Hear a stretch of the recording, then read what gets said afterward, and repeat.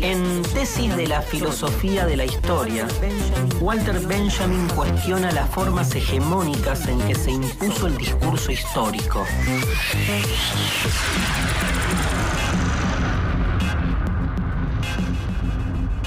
¿Hay una sola forma de hacer historia? ¿Y esa forma es siempre la forma de los vencedores? Pero si la historia la escriben los que ganan, ¿qué pasa con las historias derrotadas? ¿Logran o no logran redimirse?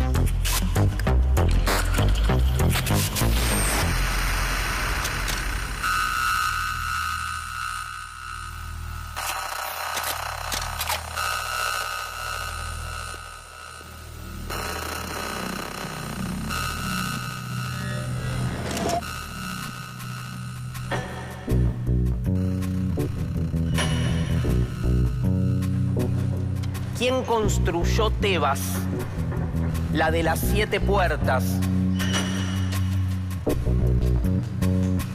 En los libros aparecen los nombres de los reyes. ¿Arrastraron los reyes los bloques de piedra? Y Babilonia, destruida tantas veces,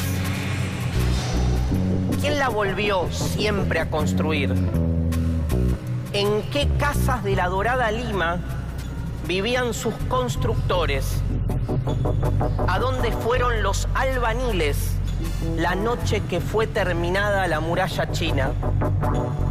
Cada página una victoria. ¿Quién cocina el banquete de la victoria? Cada 10 años un gran hombre. ¿Quién paga sus gastos? Tantas historias, tantas preguntas.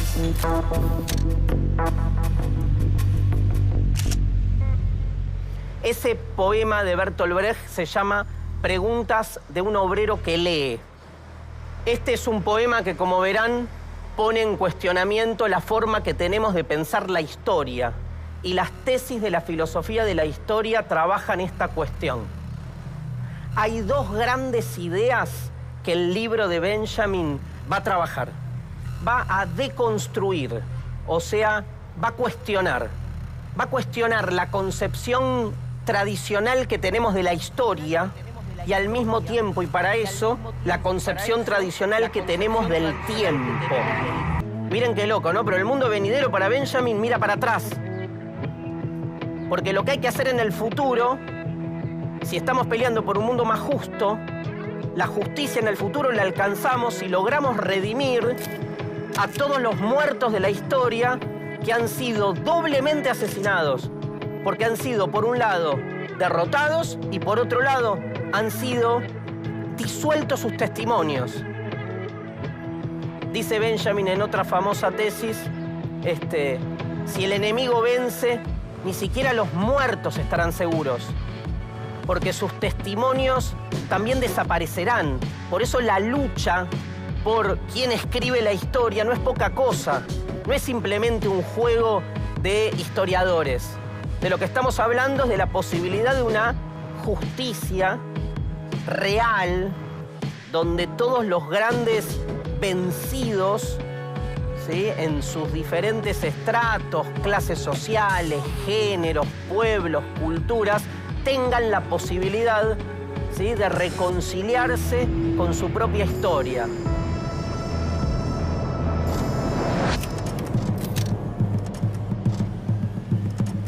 Y contra lo que se pelea sobre todo el autor es contra la idea hegemónica del tiempo que hay en ese momento, que es la idea del progreso. O sea, si hay una temática en Benjamin, en las tesis de la filosofía de la historia, es una crítica a la forma en que pensamos el progreso. El progreso es un tema moderno. El progreso supone una concepción del tiempo lineal, donde a lo largo de una línea vamos superándonos, vamos progresando. Por ejemplo, una bomba atómica supone un progreso frente a una bala de cañón. ¿Por qué hay más progreso en una bomba atómica que en una bala de cañón? ¿Por qué? Tiene más capacidad destructiva, más eficiencia, mata más gente en menos tiempo, a menor costo.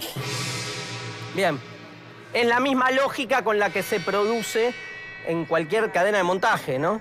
En una fábrica. Bueno, Hannah Arendt, hablando de Auschwitz, decía: en Auschwitz no moría gente, se fabricaban cadáveres. En la idea del progreso científico, del progreso tecnológico, lo que está de alguna manera supuesta es la productividad, la eficiencia. Nunca van a encontrar en el progreso un elemento humanitario. Van a hablar de calidad de vida, pero siempre va a ser calidad de vida pensada en relación al consumo, en relación a un determinado modo de producción.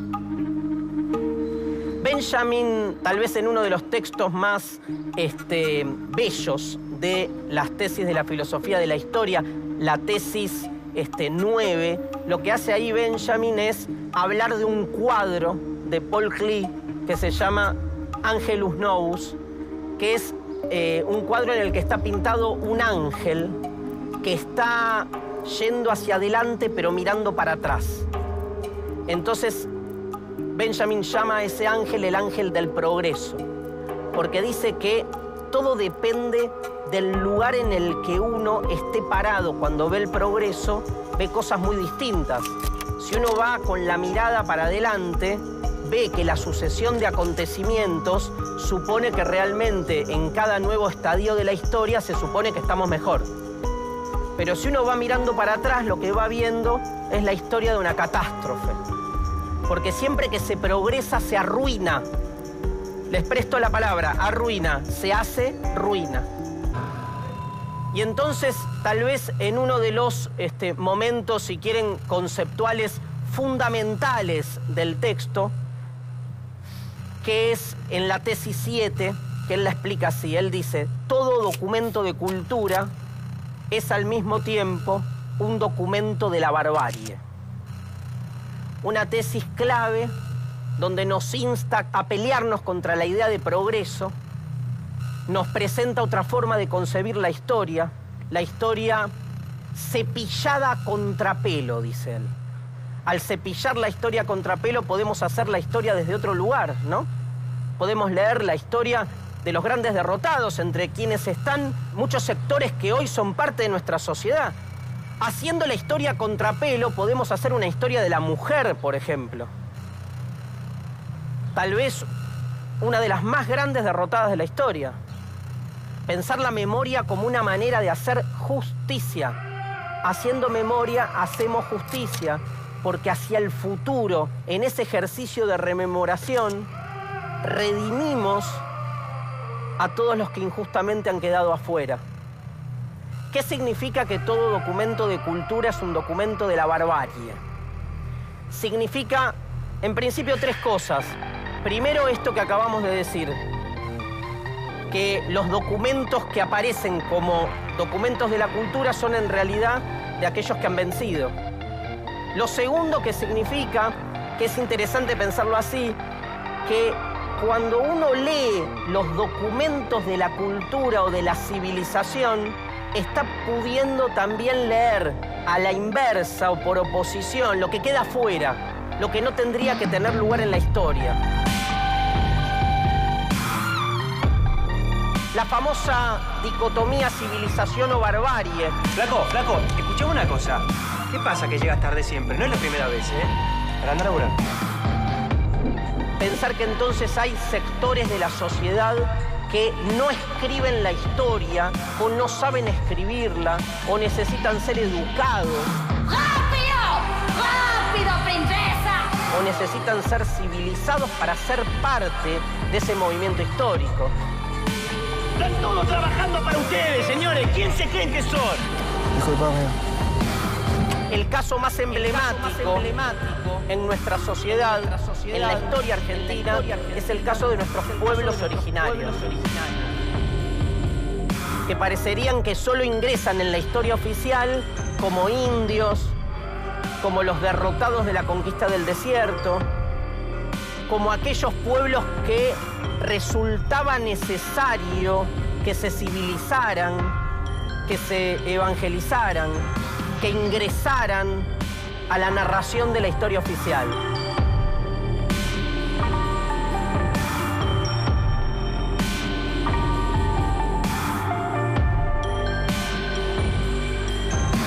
Y por último, y no por ello menor, pensar que la historia del progreso, la historia de los documentos de cultura, pueden ser ellos mismos la historia de la barbarie. Porque en nombre de la civilización se han cometido las peores barbaridades. ¿Quién construyó Tebas, la de las 7 puertas? Ahora, después de leer el texto de Benjamin, no sé si sabremos quiénes son, pero seguramente nos pelearemos cuando leamos en los libros de historia oficial que hay un creador, que hay un vencedor, o que la historia la escriben únicamente los vencedores. Muchas gracias.